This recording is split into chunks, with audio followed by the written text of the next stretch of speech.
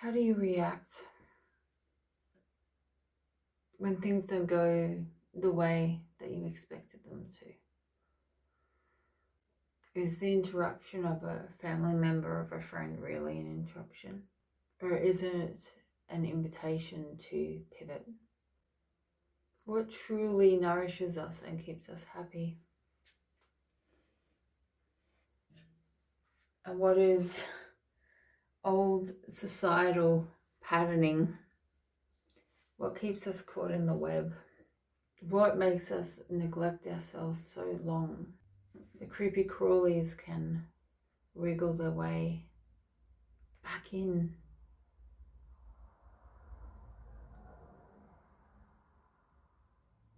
And come screaming at us, you're going the wrong way. And then we have to make hard decisions. We have to kill the spider, because we know if we don't, that it will reproduce, and that our ecosystem 222 cannot handle that kind of plague. They said synthesized. Redirections, you're on the timeline and then there's a slight pivot. There's just that mirror that creates the illusion that you're still going the right way. And it looks like the right way. It looks like what you asked for, what your soul craves, so it doesn't feel like it. And then you have to let it go. You have to kill the spider. Cut the cords, cut the web, and clear it all out again. It's love that makes a family.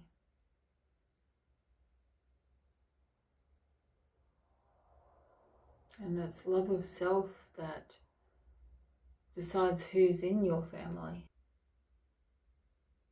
They said raw and unchambered. Unchambered, like uncategorized. Not this person belongs in the friendship chamber, and this is my child, so they belong in this, and this is my romantic partner, so they belong in this. We can't be so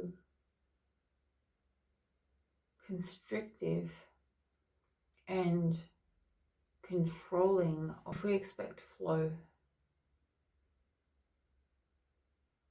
The universe is flow, it's universal flow, it's a symphony, it's creation, it's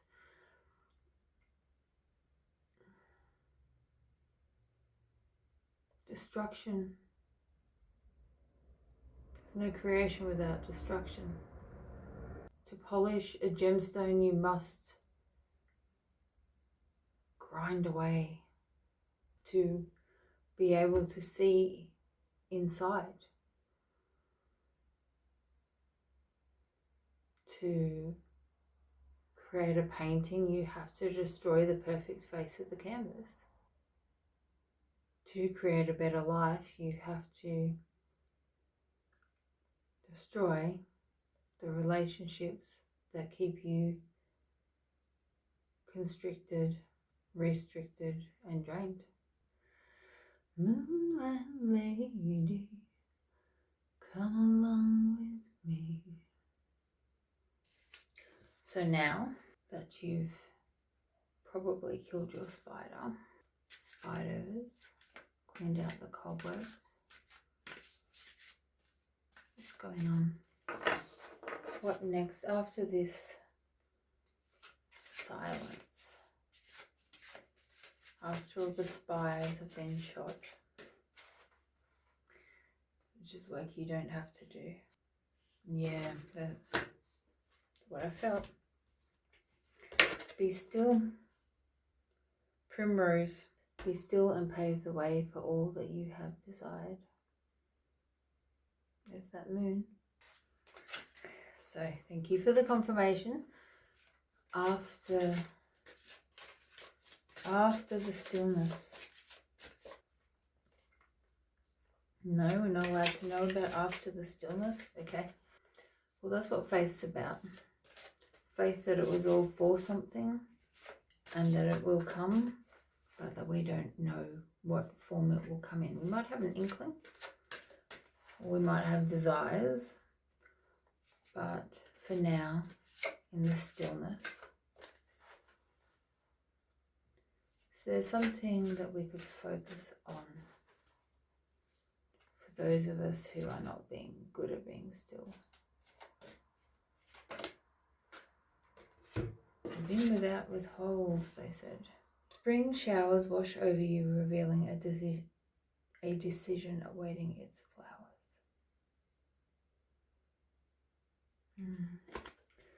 It's a swallow or a swift, and the sun over her heart. It looks like a lily, water lily. And there's a goose or a swan over the throat chakra there, and she looks a little embarrassed, so maybe you wish you were more graceful or eloquent, and you're a bit more goofy. It feels endearing. It's not a flaw. This is spirit-led. Careful which spirits you allow to speak to you. Your higher self, your internal compass. There is strength here. There's a blossoming of the solar plexus, and it's bringing that fire to the heart. So there's a decision coming. Do you have anything to say on the decision that's coming? Rest and wait. This is my happy. Be happy now. Be content now. This is not a warning, but a caution for what lingers. Hot cross buns. It is a caution about being sharp, about being persistent, trying to ignite something that's not ready to be lit, trying to see into the future, trying to one up, coming from fear. There is consideration, but patience is required. You must be contemplating in a patient energy, not trying to push, because even if you're not physically doing anything, it's your energy that has the greatest effect. And I'm seeing the two eggs here. We've got the dark and the light, and they showed me the Chariot card in the Rider-Waite Tarot, which is the card of action, of moving forward. And it also reminds me of the balancing of the Ida and the Pingala. But these are eggs. These are not hatched yet. Well, they're chocolate. So if they're not hatched, they're not ready to move forward. But if you sit on them, they're going to melt. What does that mean? If you sit on them, they'll melt. You've put these intentions forward, and there's another one there. You put these intentions forward to the universe, but you can't sit and wait for it. It's just going to melt and stick to your britches. No, I don't normally say britches. Trousers. Oh, little lovers, I loved you a little bit more. And compare to you. Maybe there's a choice here between lovers coming up in the future. Maybe you already have that feeling. Maybe you already know that, and you're trying to get more information and more confirmation on that. Yeah, and crystal clarity. It's about you. It's not about them, about when, because it's about you and your prosperity. It's about you and your energy, your inner knowledge, your inner garden, your inner fire. It is about the inner reality as opposed to the outer reality. See someone clearing space. Jasmine 22. It is through yourself that divinity is able to weave magic.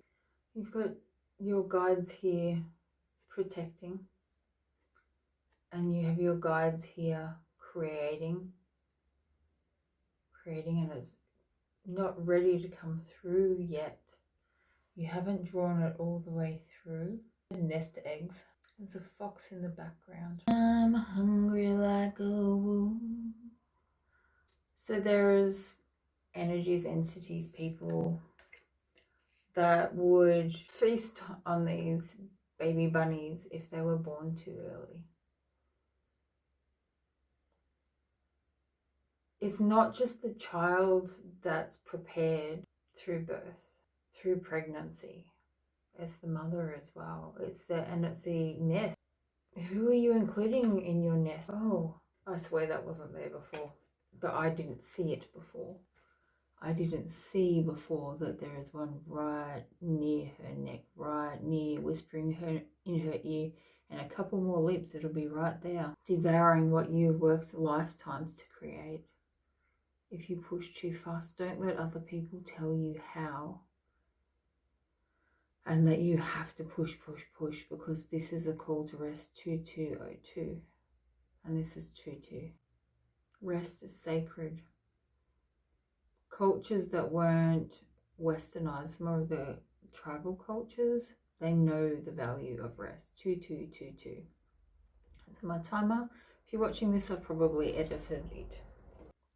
But they know the value of every member of their community. They know that if somebody needs to rest in the middle of the day, then they need to rest so that they can be purposeful, be in addition to the rest of the tribe, because they have been rested. They don't want to look after burnout people. They don't want everybody burnt out and tired and fighting with each other. They rely on each other.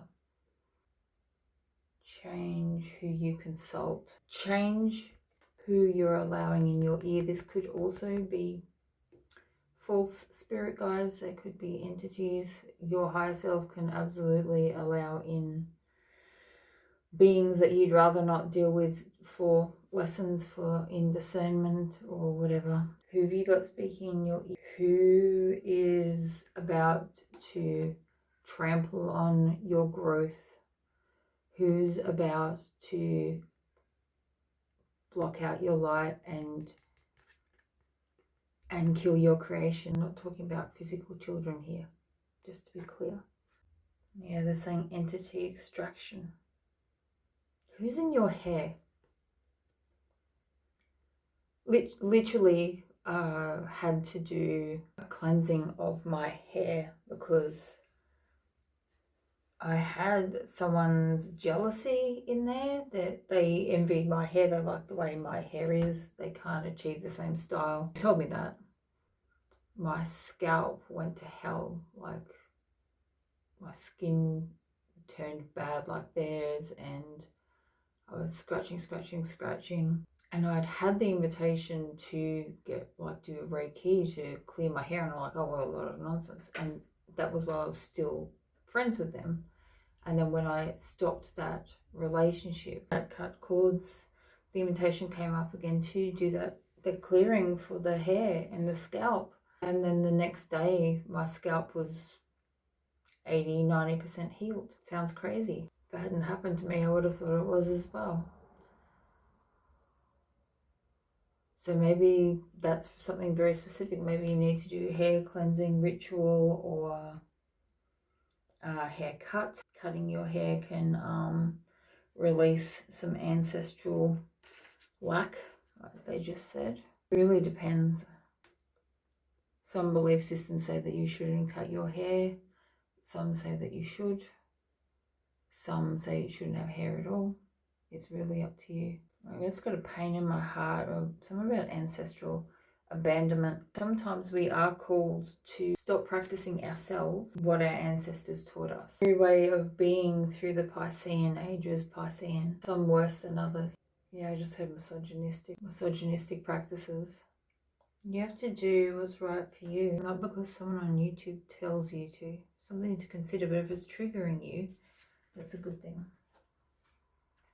Oh my goodness, I just flipped over the top card and it's ancestral lands. Within the roots, you will find the truest form of magic, which belongs to the essence of who you are and who you will become. I know this isn't what this card was intended to mean, but in this context, she's in the dark.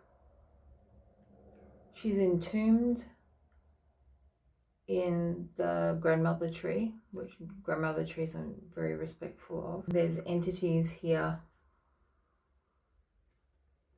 keeping an eye on her, making sure that she stays entangled in this, but you have to realize that you are number one. You are the leader of your own destiny. You are your own navigator. You are your own guide. You are your own protection. You are your own creator. I love my ancestors, but sometimes they're wrong.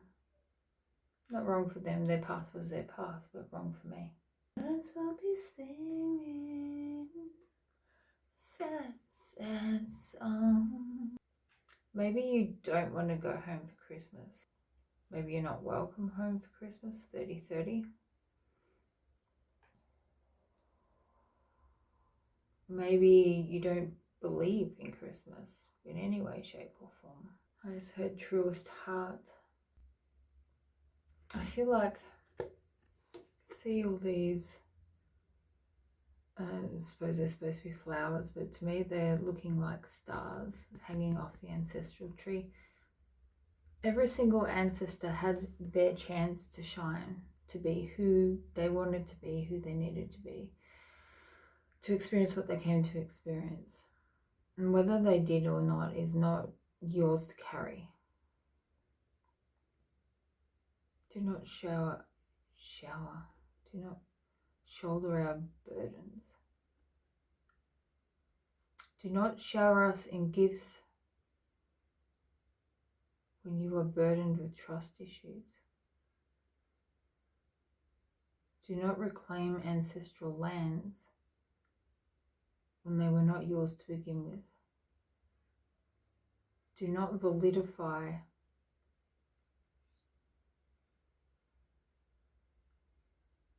ascended beings who were never yours in the first place.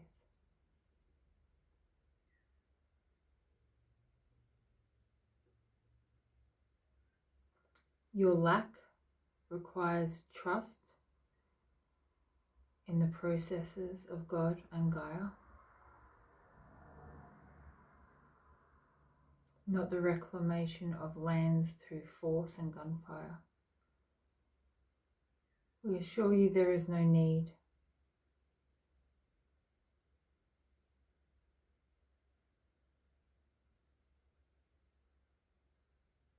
Defy the gods if it is in your heart.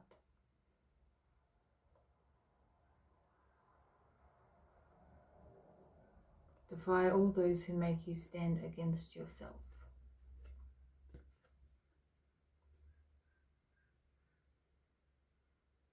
Who make you wear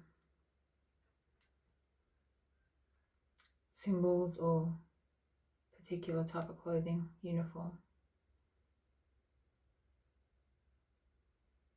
Who make you swear allegiance. Your allegiance is to the God in your heart and nowhere else. You vilify yourself through actions. 3333. With unknown consequences.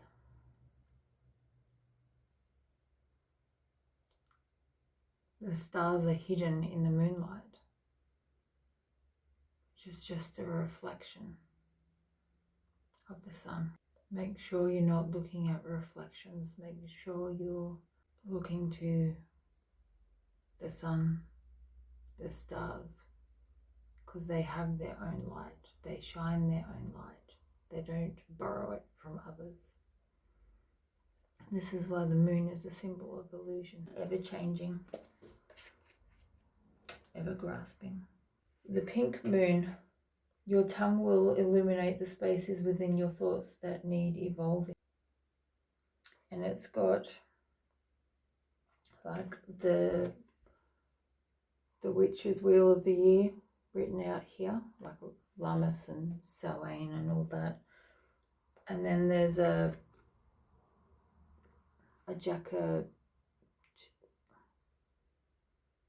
all I can hear is Jacobite. That's not a Jacobite. Could be something to do with Jacobite rebellion going on in your DNA, what you're clearing at the moment. But these guys are supposed to be mythical, but I don't know much about them. I just remember one of the Scooby-Doos with the aliens.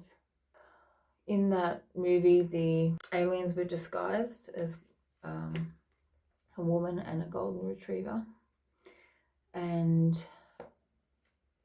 they were the good guys. They were helpful. And then the people who were supposed to be protecting the nature reserve were the ones pretending to be aliens and mining for resources. It's her blushing bride. There might be somebody here who looks meek, but they actually have a lot more fire, and they have a lot more plans to hatch than you realize, and they might be influenced as well. In entity attachments, demonic influence, banshee. And then we have the Easter egg tree. It says you must not forget to embrace the magic of community care. So if you're creating these changes, be mindful of who you're hurting in the process of how you make these changes, of how you speak. Are you speaking with respect for people's customs, for the shoulders that you stand on? Because even when we're working on generational karma, we've also got generational gifts. So gratitude, and careful of the seeds that you're planting, because this seed blessing was upside down and it says seeds here, but I read Jesus. Whisper and weave the breath of magic into what you foresee. Cut cords in candle magic. And then this card was spinning around. The decisions you make create who you are. We're all pure souls, but our actions, especially if you're doing spell work over somebody, you can't do that, even if it's just for them to feel sweet towards you and accept your decisions. That is going against the law of free will, and that is a huge no-no. I mean, you have your own free will, you can do what you want. But so we've got mushrooms. Your resilience is unwavering in the pursuit of anything that may come your way. And we have shortbread. The sweetness of your craft asks you to indulge in the celebration of you. Don't focus on them. Don't feed them sweetbreads. Don't try and raise their consciousness with the mushroom seed. It's your resilience. It's your inner growth. It's what you're growing within you. What's nourishing your growth that you need to focus on, not on poisoning other people with your own. Poisoning sounds harsh, but if it's not right, even if it's good for you, if it's not right for them now or ever, then it's poison for them. Be gentle is what I'm saying. Just be mindful and gentle and with love. Flower wand. What was once will no longer allow for what must come to be. It is time to let go. This is just a reading on YouTube. But what I see is that you're going to have to let go of controlling others. Spiritual awakening is a constant process, and we don't have all the answers. And in the beginning of awakening, there's quite often a lot of fear, like, oh, my family and my friends can't come with me if they don't wake up, what am I gonna, blah, blah. If you love them, you have to set them free. That doesn't mean that you need to stop talking to them. It means that you have to give them grace. You have to allow them to be who they are. Doesn't mean you shouldn't speak, but you're going to have to find your way and just wear kid gloves and tread gently. That's all. I love you.